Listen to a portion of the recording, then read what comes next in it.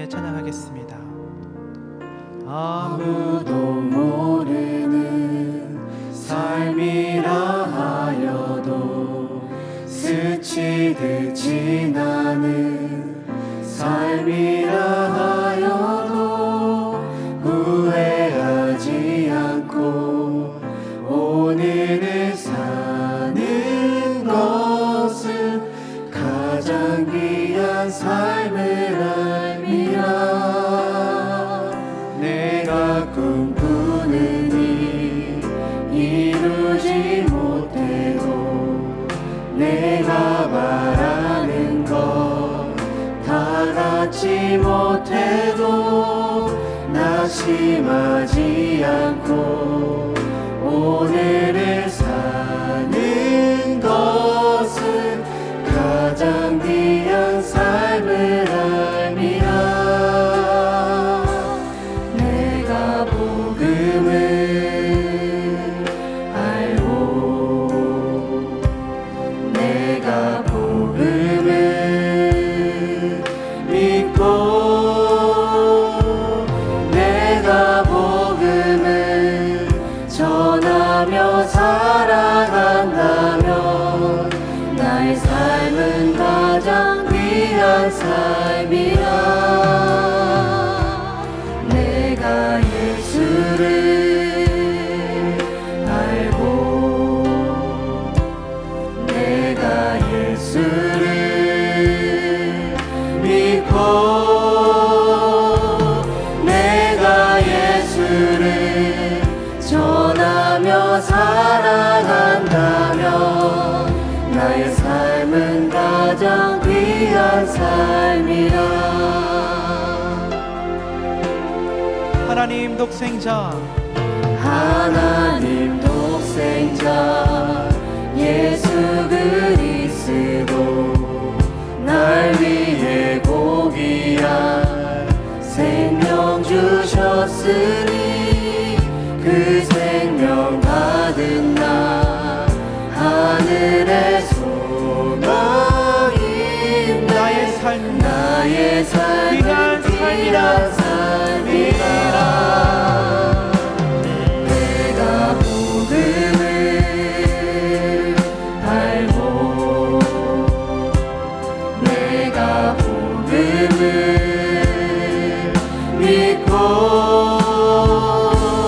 내가 복음을 전하며 살아간다면 나의 삶은 가장 귀한 삶이다. 내가 예수를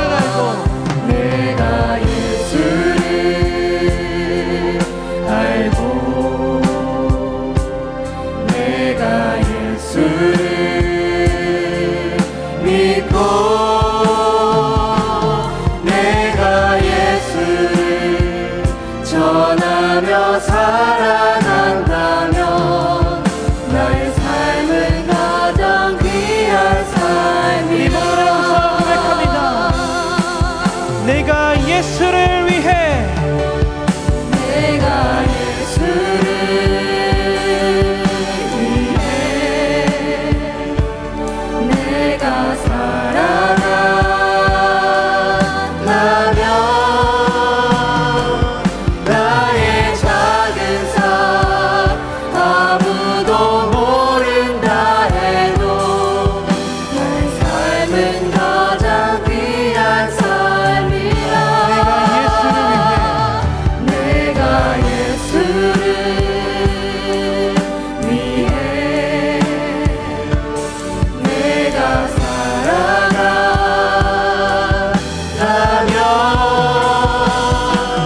나의 작은 삶 아무도 모른다 해도 나의 삶은 가장 귀한 삶이라. 내가 예수를 위해 내가 살아간다면 내가 살아간다면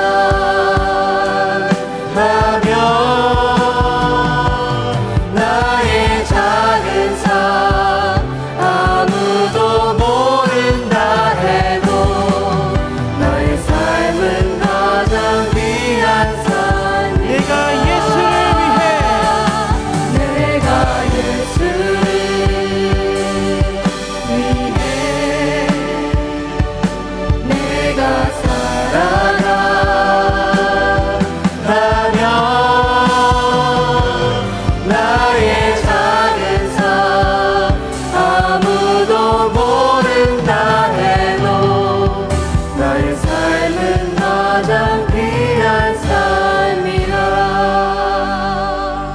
하나님, 예수님을 만난 이들을 우리가 말씀을 통해서 만나고 있습니다. 예수님을 만난 이들을 통해서 전해진 그 사랑이 지금 우리에게, 지금 이 곳까지 이어지고 있사오니 우리를 통해서도 그 사랑이 온전히 전해질 수 있도록 인도하여 주시옵소서. 우리가 고백한 것처럼 예수님을 알고 또 예수님을 위해 살아간다면 그 삶 그 자체가 가장 귀한 삶인 줄 믿사오니 늘 주님을 만난 사람으로 승리하며 살아갈 수 있도록 선하게 인도하여 주시옵소서. 우리의 생명의 근원이 되신 우리 주 예수 그리스도의 이름으로 기도하였습니다. 아멘.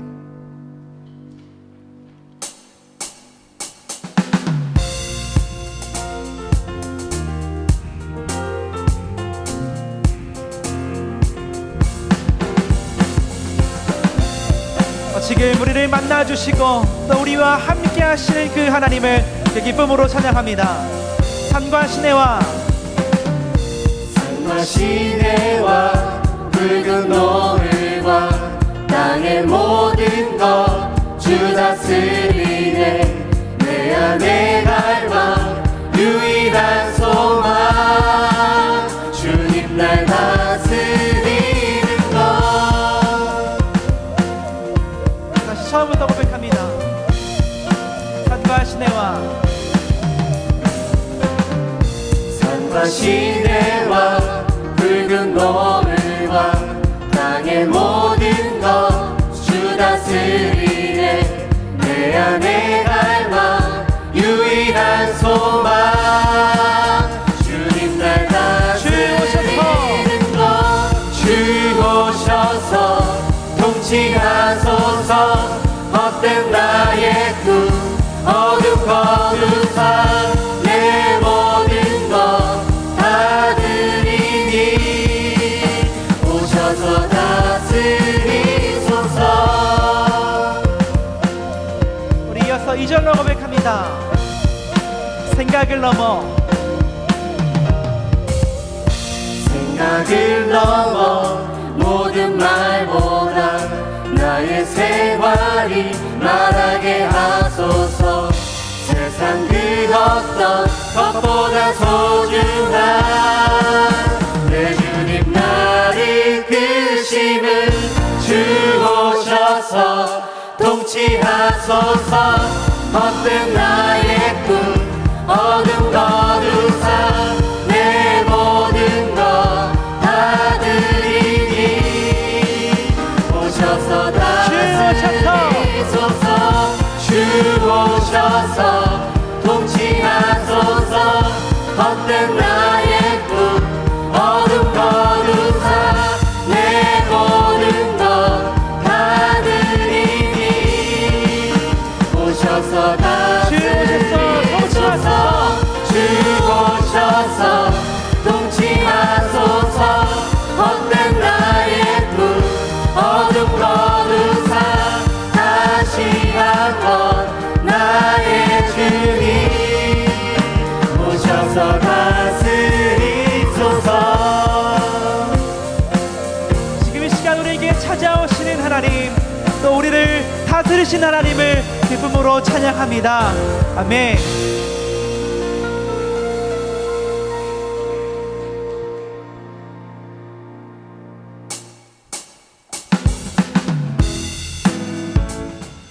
우리를 찾아오셔서 우리 마음 가운데 거하시는 하나님, 그리고 우리 마음 가운데 거하셔서 우리가 나아가야 할 길을 알려주시고 또 선하게 인도하시는 그 하나님을 계속해서 기쁨으로 찬양하겠습니다.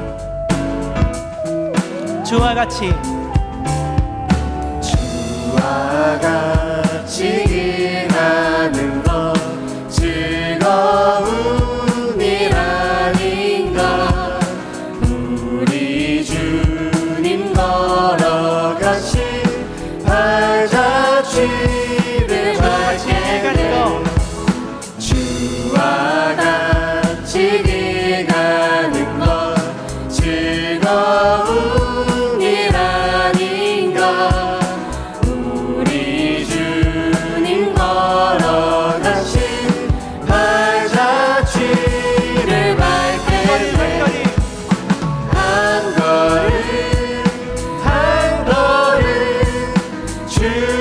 예수와 함께 날마다 우리 걸어가리.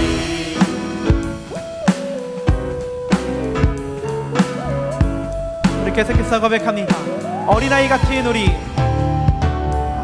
어린아이 같은 우리, 미련하고 약하나 주의 손에 이끌리어 생명길로 가겠네. 꽃이 피는 들판이나 험한 골짜기라 인도하는 대로 주가 인도하는 주와 같이 가겠네. 주와 같이 한 걸음 가겠네. 한 걸음 한 걸음 주 예수와 함께 날마다 우리 걸어가리. 한 걸음 주 예수와 함께 날마다 우리를 날마다 선하게 인도하시는 그 좋으신 하나님을 고백합니다. 좋으신 하나님, 좋으신 하나님, 참 좋으신 나의 고백합니다. 하나님, 좋으신 하나님, 좋으신 하나님, 좋으신 하나님, 참 좋으신 나의 한번 더 목소리에서 고백합니다. 좋으신 하나님, 좋으신 하나님, 좋으신 하나님, 참 좋으신 나의 하나님, 좋으신 하나님, 좋으신 하나님, 좋으신 하나님, 참 좋으신 나의 하나님, 참 좋으신 나의 하나님, 참 좋으신 나의 하나님, 우리 마음께 내 임하셔서 우리를 선하신 길로 인도하시는 그 좋으신 하나님을 찬양합니다. 찬양받기 합당하신 주님께 모든 영광의 박수를 드리겠습니다. 할렐루야. 주님을 찬양합니다.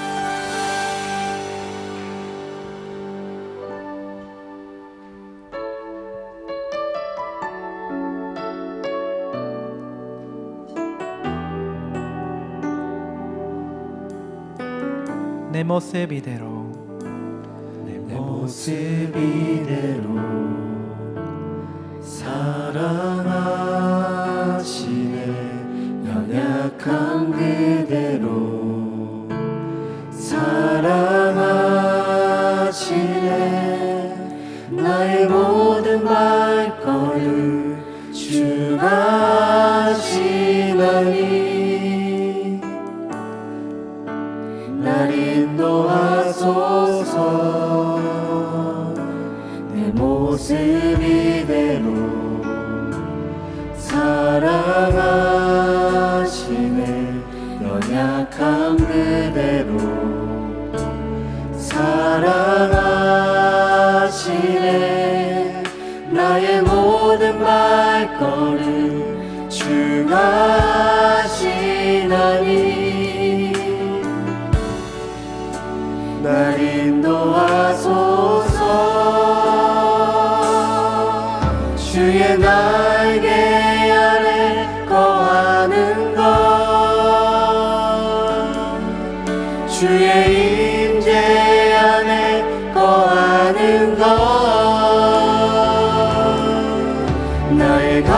가장 큰 소망 나의 가장 큰 은혜 주와 함께 동행하는 일 주의 날개 아래 거하는 것 주의 임재 아래 거하는 것 나의 가장 큰 소망 나의 가장 큰 은혜 주와 함께 동행하는 일 처음부터 고백합니다. 내 모습 이대로 사랑하시네 연약한 그대로 사랑하시네 나의 모든 발걸음 주가 하시다니 날 인도하소서 내 모습 이대로 사랑하시네 연약한 그대로 사랑하시네 나의 모든 발걸음 주가 하시다니 날 인도하소서 주의 날개 아래 거하는 것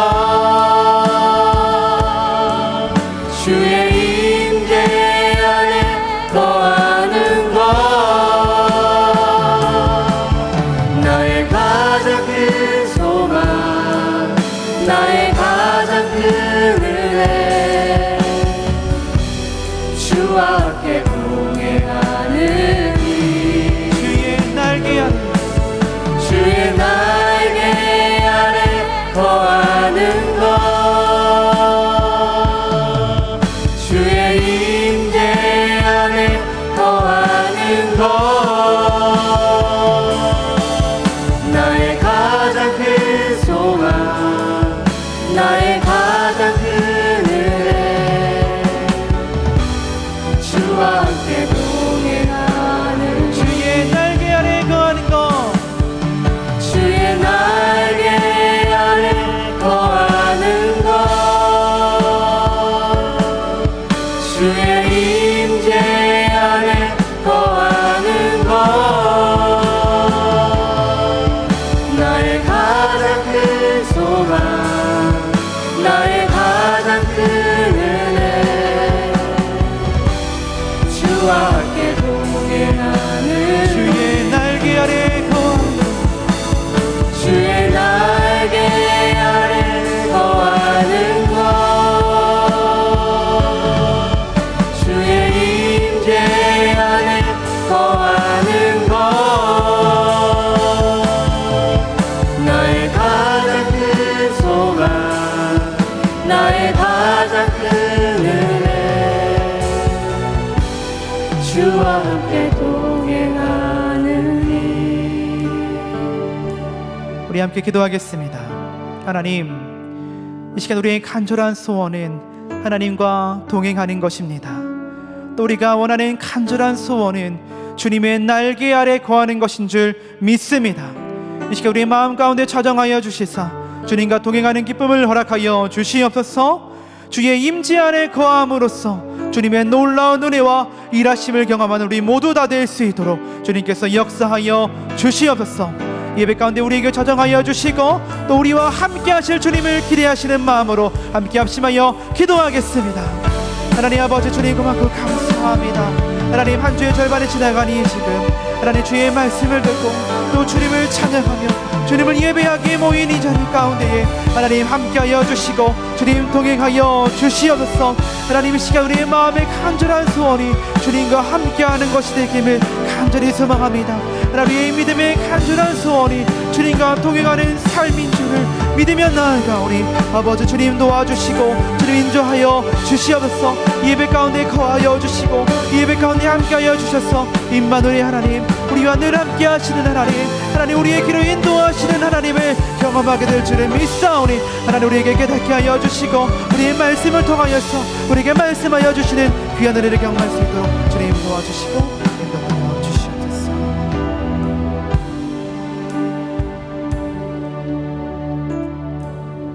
하나님 아버지, 이 시간 우리를 예배의 자리로 불러주시니 감사드립니다. 주님, 오늘 이 시간 우리에게 허락하시는 주님의 말씀을 통해 예수님을 만난 귀한 주님의 자녀로 살아갈 수 있는 새 힘을 허락하여 주시옵소서.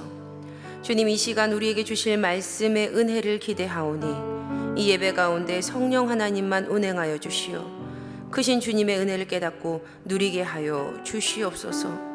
우리를 구원하신 우리 주 예수 그리스도의 이름으로 기도드립니다. 아멘.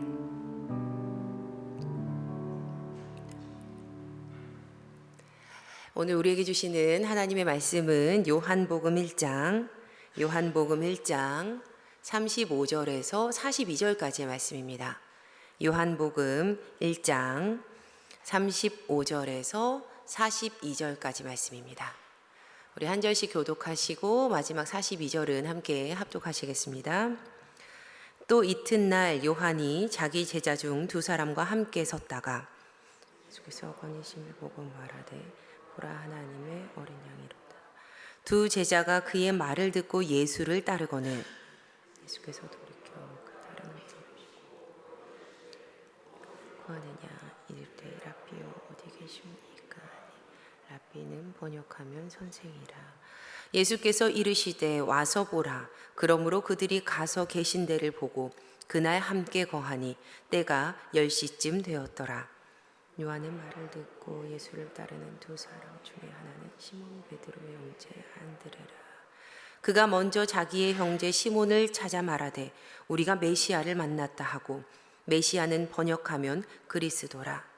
데리고 예수께로 오니 예수께서 보시고 이르시되 내가 요한의 아들 시몬이니 장차 게바라 하리라 하시니라. 게바는 번역하면 베드로라. 아멘. 이는 우리에게 주시는 하나님의 말씀입니다. 아멘.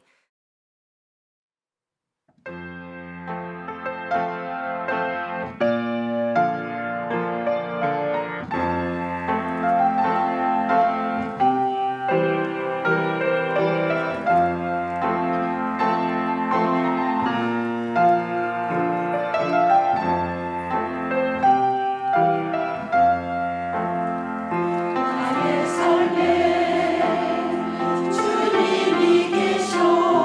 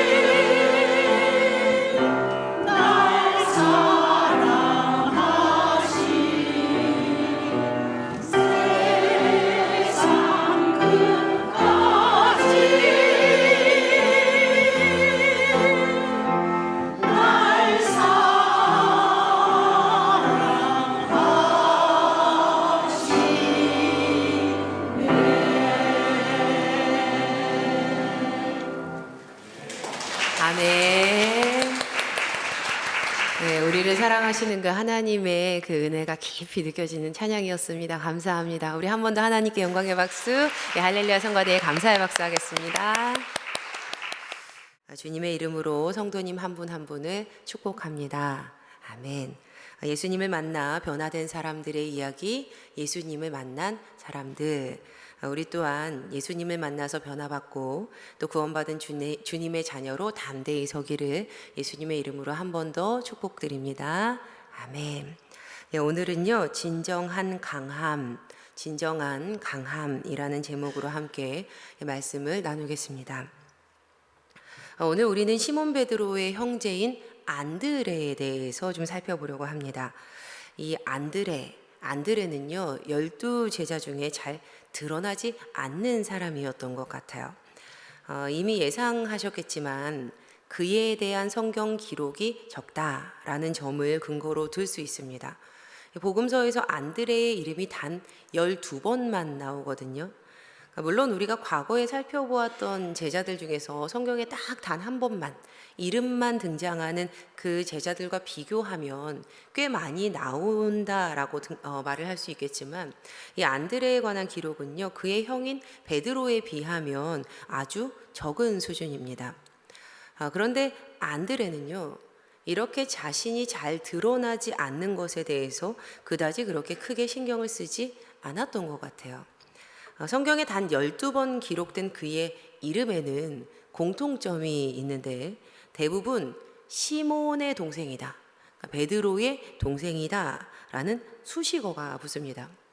일반적으로 다른 제자들은 그의 이름 앞에 아버지의 이름이 붙어요. 성경에서 어떤 사람을 설명을 할 때 사용하는 일반적인 방법인데, 그가 어떤 가문에서 태어난 사람인지를 밝히는 겁니다. 또는 자신의 별명이 붙지요.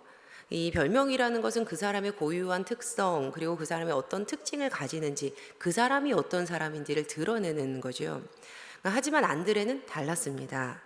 그의 이름 앞에는 아버지의 성함도 아닌, 자신이 태어난 가문도 아닌, 또 자기의 고유한 별명도 아닌, 항상 형의 이름이 그의 이름 앞에서 불립니다. 우리 교회는 이렇게 불리는 분들은 안 계신 것 같아요. 그런데 안드레는 항상 누구누구 동생, 누구야 안드레야 이렇게 불렸던 거예요. 시몬의 동생 안드레, 베드로 형제 안드레, 베드로 동생 안드레 이렇게 늘 불렸던 거죠. 심지어 이 호칭에서, 안드레를 부르는 이 호칭에서 시몬은요, 예수님께서 직접 붙여주신 그 베드로, 반석이라고 불리는 별명이 그의 이름에 딱 붙어서 그의 고유한 존재 자체로 불리고 있는데 말입니다. 오늘 우리가 읽었던 본문 말씀 중에도 1장 40절 말씀은요, 예수님을 따랐던 두 사람 중에 하나가 시몬 베드로의 형제 안드레였다라고 증언을 합니다. 그런데 요한복음 1장 40절은요, 아직 이 시몬 베드로가 등장하지 않은 시점이에요. 시몬은 41절에서 처음 요한복음에 자신의 존재를 드러내거든요. 그럼에도 불구하고 지금 안드레는요, 그 스포트라이트를 받지 않는 이들에게 주목한다라는 특징을 가진 요한복음에서조차도 아직 등장도 하지 않은 시몬 베드로의 형제 안드레라고 불리고 있는 겁니다. 하지만 안드레는 자신의 이름이 어떻게 불리든 전혀 개의치 않아 합니다. 그냥 그 12번 이름이 불릴 때마다요, 그렇게 그냥 계속 불려요. 아마 안드레라는 이 사람은 무언가에 대한 수용성이 꽤 높았던 사람이었던 것 같습니다. 그리고 이러한 맥락을 기반으로 이 안드레에 대해서 이 인물이 어떤 사람인지를 추정해 볼 수 있겠다라고 생각되는 점은요, 안드레는 스승의 말을 잘 받아들였고 그 말에 또 그대로 순종하는 사람이었다라는 점이에요. 오늘 본문 말씀은 안드레가 세례 요한의 제자였다라고 밝히고 있습니다. 요한복음 1장 35절과 40절의 말씀입니다. 먼저 요한복음 1장 35절의 말씀이에요. 또 이튿날 요한이 자기 제자 중 두 사람과 함께 섰다가, 지금 요한이 자신의 제자 두 사람과 함께 서 있습니다. 그리고 40절 말씀입니다. 요한의 말을 듣고 예수를 따르는 두 사람 중에 하나는 시몬 베드로의 형제 안드레라. 우리가 처음 읽었던 이 35절 말씀, 35절 말씀은요, 또 이튿날 요한이 자기의 제자 중에 두 사람과 함께 서 있다라고 이야기를 함으로써 앞으로 벌어질 사건에 대한 배경을 그려놓습니다. 여기서 또 이튿날, 이 이튿날은요, 무언가 어떤 일이 있은지 그 다음 날이라는 의미예요. 이 35절 말씀의 앞단락 내용을 보시면 죄 없으신 예수님께서 요단강에서 세례 요한에게 세례를 받으십니다. 그러자 요한은 성령이 비둘기같이 하늘로부터 내려와서 예수님께 머무는 것을 봐요. 바로 그 일이 있은 후 다음 날, 그 후 이튿날 세례 요한은 자신의 제자와 함께 서 있던 중에 예수님께서 지나가시는 모습을 보게 됩니다. 그러자 요한이 외치지요. 보아라, 하나님의 어린 양이시다. 야, 봐라, 하나님의 어린 양이시다. 이렇게 외치는 그의 말은 이제 우리가 따라야 할 분이 저분이시다라는 의미였습니다. 그러자 그 두 제자가요, 요한의 말을 듣고 즉시 예수님을 따라가요. 요한복음 1장 40절의 말씀으로 보았을 때 요한과 함께 서 있었던 제자 중에 한 사람이 바로 이 안드레, 시몬 베드로의 형제였던 안드레가 확실하죠. 그러니까 안드레는 자신의 스승이었던 세례 요한의 말을 듣자마자 그대로 순종해서 예수님을 따랐다라는 겁니다. 우리가 지난주 설교를 함께 나누었을 때 당시 유대 사회에는 크게 봤을 때 5개 정도의 파벌이 있었다라고 설명을 드렸습니다. 기억하시지요? 5개 어떤 그룹들이 있었죠? 네, 바리새파, 그리고 사두개파, 네, 또 헤롯 땅, 로마가 세웠던 그 꼭두각시 같은 그 헤롯 땅, 그리고 열심당, 유대인들의 해방을 원하는 그 열렬한 민족주의자들, 그리고 우리에게 잘 익숙하지 않았던 마지막으로 에세네파였어요. 이 에세네파 사람들은요, 금욕적인 삶을 지향했던 사람들입니다. 그들은 이 세상에서 벗어난 삶을 살았어요. 속세를 떠나서 광야로 들어간 후에 엄격한 규율과 금욕 생활 가운데 하나님 나라를 기다리던 이들입니다. 많은 사람들이 바로 이 에세네파와 세례 요한이 무언가 연결고리가 있을 것이라고 생각을 해요. 왜냐하면 세례 요한이 에세네파의 삶에 부합한 그 삶의 모습을 보여주고 있기 때문입니다. 그의 모습을 그린 말씀들인데요. 먼저 마태복음 3장 4절의 말씀입니다. 마태복음은 이렇게 증언합니다. 이 요한은 낙타털 옷을 입고 허리에 가죽띠를 띠고 음식은 메뚜기와 석청이었더라. 마가복음도 이렇게 증언을 합니다. 1장 6절에 요한은 낙타털 옷을 입고 허리에 가죽띠를 띠고 메뚜기와 석청을 먹더라. 그리고 그는 광야에서 살았습니다. 그는 광야에서 살았어요. 이 말은 세례 요한을 스승으로 따랐던 안드레 또한 세상을 등지고 세례 요한의 삶을 따라서 그와 동일하게 금욕적인 삶의 모습으로 자신의 인생을 드렸을 것이다 라는 뜻이 됩니다. 그런데 그러던 어느 날 예수님께 세례를 드린 스승님께서 이렇게 말을 하는 겁니다. 봐라, 하나님의 어린 양이시다. 봐라, 이제 우리가 따라야 할 분은 저분이시다. 그러자 안드레가 어떻게 합니까? 안드레가 어떻게 하죠? 네, 곧바로 스승의 말에 순종해서 예수님을 따릅니다. 그렇게 안드레는 예수님의 제자가 되었어요. 물론 시발점은 그의 스승의 말이었을지 모르겠지만 그는 스스로 예수님을 따랐던 첫 제자였습니다. 그런데 성도님들, 제가 격가지 이야기 하나 드리는데요. 격가지 얘기로 안드레가 예수님의 제자가 된 사건에 대한 기록은요, 공관복음, 그러니까 마태, 마가, 누가복음과 우리가 오늘 본문으로 삼은 요한복음의 증언이 조금은 다릅니다. 공관복음은요, 그물질을 하는 형제 이 시몬과 안드레를 예수님께서 부르시지만, 요한복음, 가장 후대에 쓰인 이 요한복음은요, 오늘 본문 사건을 통해서 안드레가 예수님을 따르게 되었다라고 증언을 합니다. 과연 둘 중에 뭐가 정설이냐, 어느 게 더 맞냐라는 논쟁은 사실 의미가 없어요. 복음서는요, 서로를 보완하고 있다라고 이런 시각을 가지고 우리는 성경을 갈라내지 말고 읽어야 하거든요. 그러니까 중요한 점은 결국 안드레가 예수님의 제자가 되었다라는 거예요.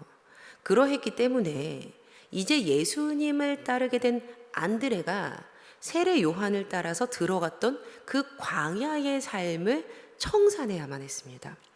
이제 그는 광야를 떠나서 다시 세상 속에 들어와 살아야 했어요.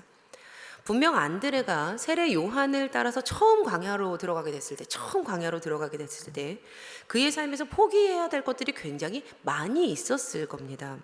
그리고 분명 그의 부모는 안드레의 그러한 결정이 굉장히 당황스러웠을 거예요. 왜냐하면 사실 안드레는요, 그의 부모가 온 세상 속에서, 그러니까 세계 곳곳을 누비며 사는 사람으로 만들고자 했던 아들이었기 때문이었습니다. 그런데 이 말은요, 현대 우리 한국 사회의 이제 부모님들이 생각하는 것 같은 의미 있잖아요. 이런 거. 야, 진짜 내 소중한 자식이 온 세계 열방을 다니면서 진짜 잘 나가고 잘 되는 사람이 되게 하고자 라는 개념이라기보다는요, 이 아들은 온 지방으로, 온 세계로 나가서 이 가정 경제를 좀 책임질 수 있게 하고자, 돈벌이를 세상 가운데서 어디서든 나가서 좀 할 수 있게 하고자 라는 경제적인 관념이 좀 더 맞는 것 같아요. 이런저런 뜻을 품고 이 부모가 안드레를 키워놨더니 글쎄 안드레가 모든 것을 내어버리고 광야로 들어가 버린 겁니다. 얼마나 당황스러웠겠어요. 그런데 어떻게 제가 지금 안드레가 이러했을 것입니다 라고 추측을 할 수 있느냐고요. 예, 바로 안드레, 그의 이름이 힌트입니다. 안드레의 이름은 헬라어예요. 헬라어. 그러니까 안드레는 헬라어로 된 이름을 가지고 있었던 사람이었다라는 겁니다. 그의 혈통은 유대인이었지만 이름은 헬라어를 가지고 있었던 거예요. 그의 이름은 헬라어로 안드레아스인데요. 뜻은 남자다운입니다. 예수님 공생의 당시에 세계 곳곳에, 로마가요, 세계 곳곳에 많은 식민지를 두고 그 힘을 떨치고 있었죠. 로마는 정말 강대국이었습니다. 그런데 참 재미난 점은 정치적으로는 로마가 세상을 지배했던 것이 맞지만 문화적으로는 로마가 세상을 지배하지 않았다는 점이에요. 당시 세상은 헬레니즘, 즉 그리스 문명이 온 세계를 지배하고 있었습니다. 예수님의 제자였던 빌립에 관해서 우리가 같이 말씀을 나누었을 때 잠시 들려드렸던 이야기인데요.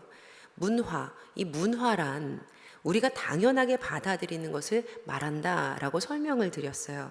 그러니까 반복하지만 사람들에게 당연한 것으로 인식되는 것이 바로 문화란 거죠.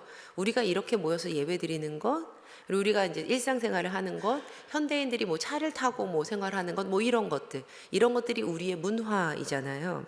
그러니까 헬레니즘, 즉 그리스 문명이 예수님의 공생의 당시에는 로마 제국을 사는 사람들에게는 당연한 일상이었다라는 거예요. 그리고 특별히 이 헬레니즘, 그리스 문화는요, 늘 언어와 함께 했습니다. 언어. 바로 헬라어예요. 헬라어. 늘 언어와 함께 했다. 그리고 그 언어는 헬라어였다. 이게 참 중요합니다. 바로 이 언어와 관련된 부분이 굉장히 흥미로운데, 지배는 로마 제국이 하는 세계인데요. 모든 사람이 언어는 헬라어를 사용해요. 로마의 말은 라틴어잖아요. 라틴어. 그런데 로마가 다스리는 모든 세계가, 심지어 수도인 로마까지도 헬라어를 사용합니다. 단적인 예로 바울이 로마에 로마서를 써보내잖아요. 어떤 언어로 써보냈을까요? 라틴어로 써보냈을까요? 아니면 헬라어로 써보냈을까요? 예, 헬라어로 써보내요. 로마서를요. 극단적으로 설명하면 우리나라의 모든 한국인들이 한국어라는 모국어를 가지고 있음에도 불구하고 모두가 영어로 일상생활을 하는 그런 것 같은 이런 상황인 거예요. 그래서 역사학자들은요, 이 시대를 그레코 로망 시대 또는 그리스 로마 시대라고 이렇게 붙여서 부릅니다. 바로 이 시점에서 여기에서 우리가 그 빌립, 그때 과거에 들었던 말씀 중에서 기억을 되살려야 할 중요한 한 가지 사실이 있습니다. 바로 성경에서 말하는 헬라인, 이 헬라인은요, 한국인, 일본인, 미국인 이것처럼 민족을 가리키는 말이 아니라는 점이에요. 신약 성경에서 말하는 헬라인, 그리스인은요, 헬라어, 즉 그리스어를 사용하는 모든 사람을 가리킵니다. 그러니까 헬라어, 그 그리스어, 이 헬라어 그리스어를 쓸 수 있는 사람이 헬라인이라는 거예요. 따라서 헬라인은요, 국가나 민족의 개념이 아니라 문화적인 개념입니다. 어느 나라에 살든 어느 지역에 거하든 헬라어 영향권 아래에 있는 모든 사람, 헬라어를 사용하는 모든 사람을 헬라인이라고 일컫습니다. 그리고 제가 몇 분 전에 헬라 문화는 늘 언어와 함께 합니다라고 말씀을 드렸지요. 그리고 또 헬라어를 쓰는 사람, 그리고 당시 로마 제국이 그 헬라어를 쓰는 사람들이 있는 헬라 문화권 아래 있었다라고도 말씀을 드렸지요. 자, 그러면 헬라어를 쓰는 사람 어떠할까요? 분명 헬라 문화권 아래 있는 사람이었다, 연관이 있다라는 겁니다. 설명이 길었는데요. 다시 돌아와 보면, 자, 그렇다면 안드레의 부모가 안드레의 이름을 굳이 헬라어로 지었다? 이거 갈릴리에서만 살라는 겁니까? 아니면 로마 온 제국을 다니면서 살라는 겁니까? 전자였을까요? 후자였을까요? 네, 후자일 가능성이 큰 거예요. 또한 안드레는요, 헬라 이름을 가지고 헬라 문화를 배우며 살았을 것입니다. 그래서 그는 자신의 이름이 헬라어이다라는 사실을 인식하면서 성장했을 거예요. 가까이는 자신의 형과 자기를 비교해 봤을 때 자신은 너무나도 다른 사람이었던 거지요. 비록 같은 부모를 둔 같은 혈통의 형제였지만 그들의 부모는요, 시몬, 그 형의 이름은 히브리어로 짓습니다. 시몬의 동생을 낳을 때, 그러니까 이 안드레를 낳을 때 이 사이에 무슨 일이 있었는지는 모르겠어요. 시몬은 히브리어 이름으로 그 이스라엘 사람들이 일반적으로 사용하는 이름의 형태예요. 우리나라 이름도 뭐 영수, 철수 하면 한국식 이름이구나라는 것을 딱 알 수 있잖아요. 뭐 김 누구 뭐 이렇게 하면요. 분명 이 안드레는요, 자신의 이름이 가족 중에서도 특이하다라는 사실을 인식했을 겁니다. 형의 이름은 히브리어인데 같은 혈통이고 부모도 똑같은데 자기 이름은 헬라어인 거죠.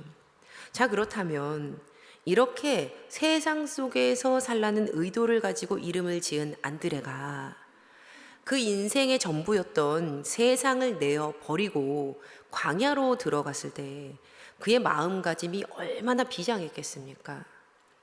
헌데 이제는 그 비장함을 다 내어버리고 다시 예수님을 따라서 세상으로 들어가라니요. 그동안의 모든 고민과 그동안의 모든 수고가 다 헛돼 보일 수도 있었을 거예요. 하지만 안드레는요, 고민하지 않습니다. 안드레는 고민하지 않아요. 그냥 다 내어버려요. 왜냐하면 진정 중요한 것은 우리의 눈에 보이지 않는 그 중심이기 때문입니다. 진정 중요한 것은 우리의 눈에 보이지 않는 그 중심이기 때문이에요. 우리는 종종 세상 밖에서 사는 것과 세상 속에서 사는 것을 이분법적으로 생각을 하곤 합니다. 때때로 어떤 이들은 세상을 등지고 사는 삶이 더 거룩하고 더 신앙인답고 더 강한 믿음을 가지고 사는 삶이라고 생각을 하곤 해요. 그러나 그렇지 않습니다. 저는 안드레가 마치 자신의 인생을 완전히 전복시키는 것처럼 보이는 이 중요한 결정을 이렇게 쉽게 결단할 수 있었던 이유가 그의 생각도 저와 동일했기 때문이 아닐까 싶었어요.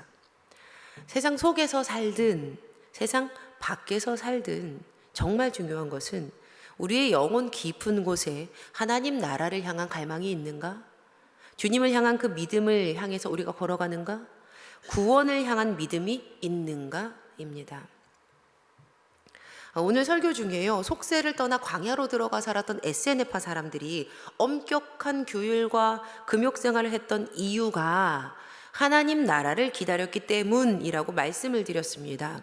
정말 제대로 된 건강한 믿음이 있다면요, 단지 금욕을 하려고, 고행을 하려고 그것이 목적이어서 세상을 등진 것이 아니라 하나님의 나라를 기다리고자 하는 그 갈망을 가지고 속세를 떠났던 겁니다. 자, 그렇다면 과연 안드레가 광야로 들어갔을 때 그는 무엇 때문에 어떤 목적으로 그곳을 향해 갔을까요? 그가 무엇 때문에 거기로 가겠습니까? 요한복음을 중심으로 봤을 때 그가 다시 그 광야를 쉽게 내어버리고 곧장 예수님을 쫓았던 그 모습을 통해서 공간복음서의 내용을 따라 보았을 때 세계 어느 곳에서도 밥벌이를 할 수 있었던 그가 온 세상을 내어버리고 그의 그물을 내어버리고 예수님을 쫓았던 그 모습을 통해서 우리는 그의 진짜 중심을 알 수 있을 것이라고 생각합니다. 안드레는요, 세상 속에 있어도 속세를 떠나 있어도 상관이 없었던 거예요. 높은 산이 거친 들이 어디죠? 조막이나 또 어디입니까? 궁궐이나 내 주 예수 계신 곳이 그 어디나 어디인가요? 네, 하늘나라. 솔직히 우리가 처한 상황과 환경은 대부분 우리에게 주어지는 것이지 우리가 모든 것을 다 선택할 수 있는 것은 아니지 않습니까? 그러니 높은 산에 있다고 서로를 비난할 필요도 없고 거친 들에 있다고 나 자신을 미워할 필요도 없습니다. 물론 면죄부를 드리는 것은 결코 아니에요. 아유, 다 괜찮아요. 이게 아니에요. 왜냐하면 그이의 중심에 진정 주님이 계시는가? 그이가 하늘나라를 향해서 끊임없이 오늘도 걸어가는가에 대한 문제는 세상 어느 것보다도 더 심오하고 어려운 문제이기 때문이에요. 엔도 슈사쿠의 침묵이라는 책이 있습니다. 차마 한 번에 다 그냥 쉽게 읽어내어버리기 어려운 책인데요. 제가 처음 이 책을 접했을 때 저는 머리를 한 대 크게 망치로 꽝 얻어맞은 것 같았어요. 이 침묵은 엔도 슈사쿠가 17세기 일본의 역사적 사실과 그 기록에 기반해서 창작을 한 역사 소설입니다. 이 소설은 예수회의 유명한 신학자였던 페레이라 신부가 일본에 복음을 전하던 중에 탄압에 굴복해서 배교했다라는 소식이 이 로마 교황청에 전해지는 것으로 시작을 해요. 곧 이어서 배교한 페레이라 신부의 제자였던 로드리고 신부와 가르페 신부가 일본에 잠입을 합니다. 그런데 그 잠입 과정에서 일본인이었던 키치지로를 만나서 도움을 받아요. 그런데 이 일본 사람 키치지로가요, 이 캐릭터가 굉장히 유약하고 막 비굴하고 막 정말 별로인 그런 인물이에요. 나중에 이 사람이 막 밀고를 하거든요. 막 애걸복걸하고 막 아주 그래요, 이 사람이. 비록 두 신부는 잠입에 성공을 했지만 곧 쫓기는 신세가 돼요. 먼저 바다에 던져져서 순교당하는 그 신자들을 본 가르페 신부가 그들과 함께 순교를 하게 됩니다. 그리고 남겨진 로드리고 신부도 결국 이 비굴한 인물이었던 키치지로, 그 키치지로의 밀고로 체포를 당하게 돼요. 그리고 그는 결국 배교한 스승 페레이라 신부를 만나게 됩니다. 페레이라는요, 순교하겠다라고 말하는 제자 로드리고를 배교해라라고 설득을 해요. 좀 이상하죠. 배교하라는 거예요. 그러자 불붙는 마음으로 그 배교를 거절한 로드리고가 이렇게 외칩니다. 아니요, 배교하지 않습니다. 그저 나를 괴롭히는 저 멀리에서 울리는 코 고는 소리나 좀 없애주세요. 이렇게 얘기해요. 저기 멀리에서 나를 괴롭히는 그 울리는 코골이 소리 좀 없애주세요. 이렇게 이야기합니다. 이 말을 들은 스승이 놀라서 이야기해요. 아니야, 이 소리는 코 고는 소리가 아니야. 지금 고문을 당하고 있는 신자들의 신음이야. 그런데 이미 이 신자들은 배교하겠다라고 말을 했어. 그럼에도 불구하고 네가 배교를 하지 않는 한 결국 그들은 죽임을 당할 거야. 로드리고는 신도들이 악명이 높은 그 구멍 매달기 고문, 이거 진짜로 있었다고 하는데, 사람을 거꾸로 매단 뒤에 내장이 쏠려서 바로 죽으면 안 되니까 몸을 노끈으로 단단히 돌려맞고, 머리에 피가 물려서 죽어서도 안 되니까 귀 뒤쪽에서 구멍을 뚫어서 조금씩 핏방울을 빼내면서 서서히 죽게 만드는 고문. 심지어 한 달 이상도 사람이 살아 있었다는 거예요. 그 고문으로 고통받는 장면을 봅니다. 로드리고는 딜레마에 빠지게 돼요. 자신의 신앙을 고수해야 하는지, 비록 자신은 이 배교자로 낙인 지키겠지만 저 신자들을 구해야 하는지. 그는 자신의 스승이 왜 배교했는지를 알게 됩니다. 그리고 로드리고도 주님의 얼굴이 그려진 동판을 밟습니다. 그렇게 낡아 빠진 동판에 새겨진 주님의 얼굴에 가까이 그의 발이 맞닿았을 때 그의 발에는 격렬한 통증이 밀려옵니다. 그 순간 주님께서 그를 괴롭게 했던 인물들의 얼굴 가운데에서 말씀을 하세요. 밟아라. 내 발의 아픔을 내가 제일 잘 알고 있다. 밟아라. 나는 세상에 태어나서 너희의 아픔을 나누기 위해 십자가를 짊어진 것이다. 그리고 주님께서 또 다른 얼굴 가운데에서 말씀을 하시는 거예요.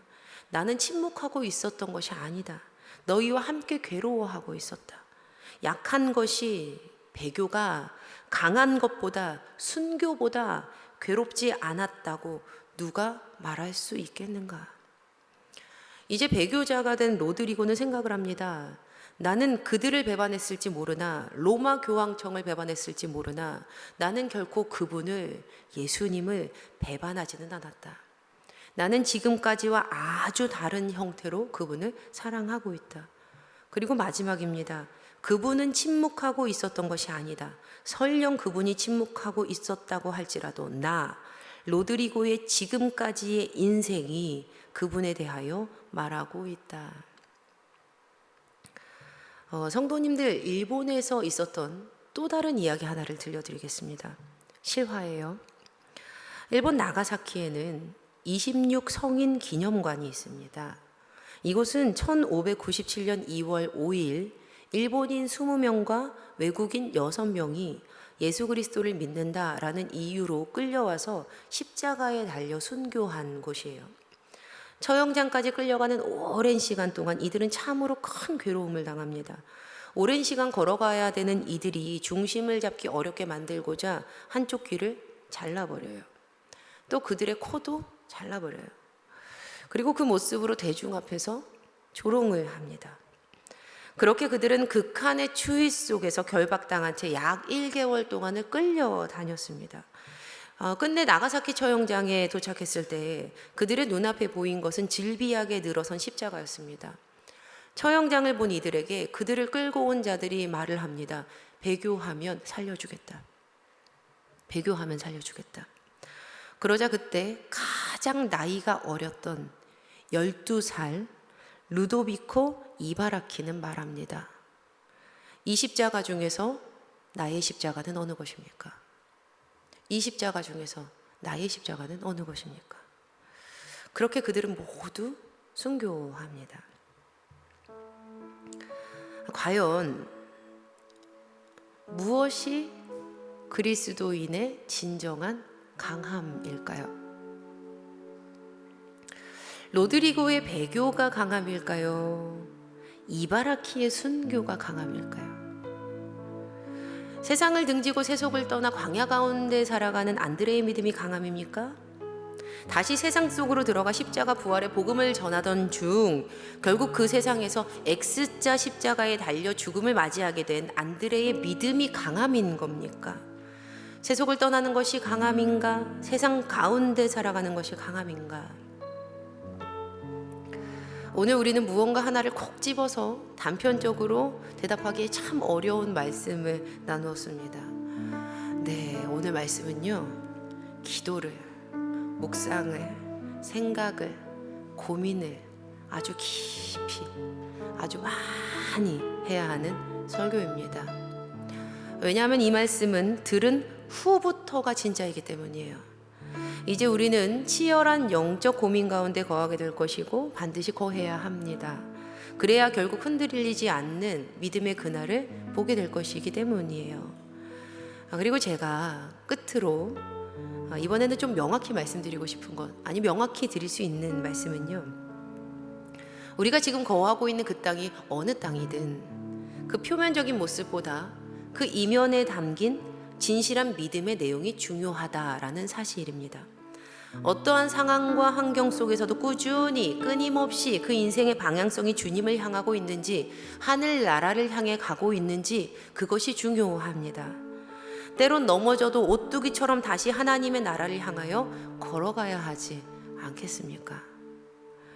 강해서 끝까지 가는 게 아니라요, 때론 넘어져도 끝까지 가니까 강한 겁니다. 세상 어느 환경에도 지배받지 않았던 이 사람, 이 제자 안드레는요, 쉬이 드러나지도 않았고 비록 형 시몬의 그늘막에서 계속 살았다 할지라도 그는 참으로 강한 사람이었습니다.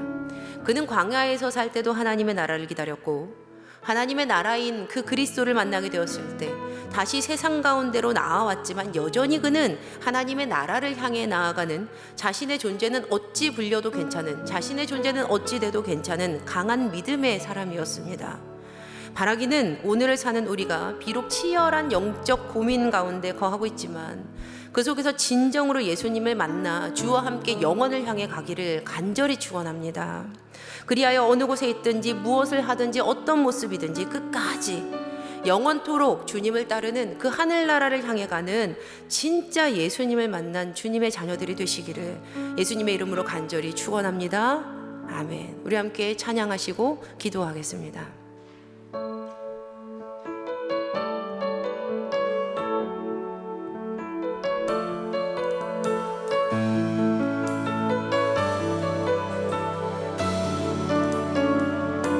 주 앞에 나와, 주 앞에 나와 제사를 드리네. 마음 열어 내 삶을 드리네. 주를 봅니다. 끝없는 사랑 날 회복시키네. 주 앞에 나와, 주 앞에 나와 제사를 드리네. 마음 열어 내 삶을 드리네. 주를 봅니다. 끝없는 사랑 날 회복시키네. 이제 눈 들어, 이제 눈 들어 주 보내. 그 능력 날 새롭게 해. 주님의 사랑 날 만지시니 내 모든 두려움 사라지네. 폭풍 속에도 주 붙들고 믿음으로 주와 걷네. 갈보리 언덕 넘어 그 어느 날 주 안에 온전히 두 손 들고 찬양합니다. 이제 눈 들어, 이제 눈 들어 주 보내. 그 능력 날 새롭게 해. 주님의 사랑 날 만지시니 내 모든 두려움 사라지네. 폭풍 속에도 주 붙들고 믿음으로 주와 걷네. 갈보리 언덕 넘어 그 어느 날 주 안에 온전케 되리. 우리 함께 기도하겠습니다. 지금 이 시간 어떠한 상황과 환경 속에서도 온전히 주님의 나라를 기다리며 주님께로 향하는 강인한 주님의 자녀로 세워주시길 간구하시기 바랍니다. 분명 우리의 기도를 들으시는 하나님께서 우리를 붙드시고 의인의 요동함을 허락지 않으실 것을 믿습니다. 마지막까지 하나님의 나라로 향하는 믿음의 자녀들로 굳건하게 강하게 세워주시기를 우리 주신 말씀 붙들고 간절히 있으려로 주여 세 번 물으시고 기도하겠습니다. 주여, 주여, 주여. 하나님 아버지 고맙고 감사합니다. 하나님 우리의 기도를 들으시는 하나님, 우리를 붙드시고 의인의 요동함을 끝까지 허락하지 말아 주시옵소서. 하나님 아버지 우리를 주님의 자녀로 세워주시옵소서. 온전히 주님의 나라를 기다리며 주님께로 향하는 주님의 귀한 자녀 되게 하여 주시사. 우리 사랑하는 귀한 믿음의 자녀들, 하나님 믿음의 성도님들, 하나님 온전히 주님 안에서 강한 주님의 자녀로 세워질 수 있도록 인도하여 주시옵소서. 비록 넘어지고 비록 연약하고 비록 죄인이다, 그럼에도 불구하고 우리와 함께 하시는 우리 주 예수 그리스도의 크신 능력으로 하나님의 나라를 우리가 힘입어 살아갈 줄을 믿사오니 주 역사하여 주시옵소서. 주님 믿음의 믿음을 놓아여 주시고 하나님 은혜의 은혜를 놓아여 주시소. 하나님 승리케 하소서. 주님 일어나 다시금 걸어가게 하소서.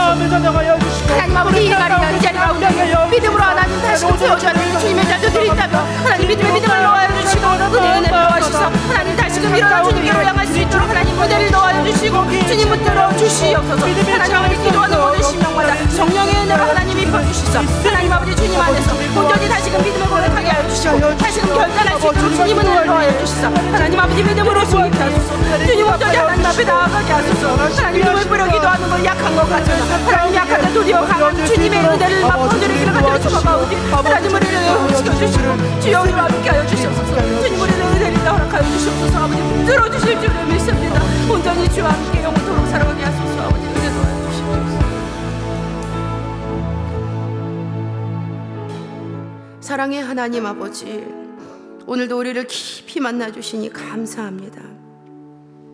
주님 비록 부족하지만 주님의 은혜를 힘입어 오늘도 이 세상 가운데 예수님을 만난 사람들로 살아가게 한 은혜를 고백하오니 주님 오늘도 주님 닮아 어제보다 더욱 주님을 닮아 진정한 강함을 허락받는 주님의 자녀들이 되게 하여 주시옵소서. 주여 특별히 이 시간 함께 예배한 모든 이들에게 말씀으로 힘을 더하시고 성령의 은혜로 힘을 더하여 주시사 오늘을 살아갈 새 힘과 능력을 허락하여 주시고 하나님께 받은 그 힘과 능력으로 더욱 주님 안에서 믿음의 강한 일꾼 되어 주님의 선한 일꾼으로 세워주실 줄을 믿사오니 주여 믿음대로 역사하여 주시옵소서. 하나님 오늘 주께 예물 드리는 아름다운 손길이 있습니다. 받아주시고 주님의 마음이 있는 곳에 귀하게 사용하여 주시옵소서. 이 예물에 담긴 기도의 제목 가운데에 하나님의 살아계심을 보여주시고 무엇보다 하나님의 강하심을 보여주시사 부족하고 연약하고 없을 때에 고난 가운데 있을 때에 세워주시는 하나님의 능력을 체험하는 귀한 예물 되게 하여 주시옵소서. 주님 이 자리 가운데 없어서 드리지 못하는 안타까운 손길이 있다면 긍휼히 여겨주셔서 하나님께서 먹여주시고 입혀주시고 인도하여 주시는 귀한 은혜를 체험하는 인생 되게 하여 주시옵소서. 주님 오늘도 말씀 붙들고 우리의 삶으로 돌아갑니다. 크신 사랑 베풀어 주시사 예수님을 만난 이들답게 온전한 믿음으로 강함으로 승리하도록 인도하여 주시옵소서. 이제는 우리 주 예수 그리스도의 은혜와 살아계신 하나님 아버지의 무한하신 사랑하심과 성령님의 감화감동 교통 인도하심의 귀한 은혜가 마지막까지 하늘나라로 향한 진정 강한 믿음의 자녀로 살아갈 우리 사랑하는 성도님들 위해 우리 교회와 이 지역과 온 세계 열방 가운데 이제로부터 영원까지 함께 하시기를 우리 주 예수 그리스도의 이름으로 간절히 축원하옵나이다. 아멘.